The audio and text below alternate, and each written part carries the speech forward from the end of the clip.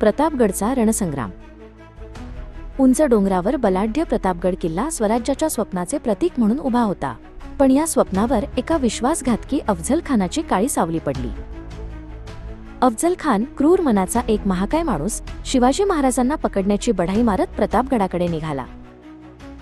हुशार आणि शूर शिवाजी महाराजांना माहीत होते की ते अफझल खानाच्या मोठ्या सैन्याचा खुल्या मैदानात सामना करू शकत नाहीत. त्यांनी एक योजना आखली. ते अफझल खानाला शांततेच्या चर्चेसाठी भेटणार होते. पण शिवाजी महाराज मूर्ख नव्हते.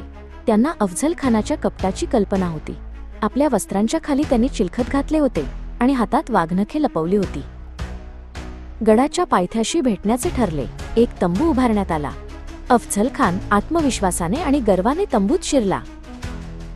शांत आणि संयमी शिवाजी महाराज त्यांच्या मागे आत गेले. वातावरण तणावपूर्ण होते.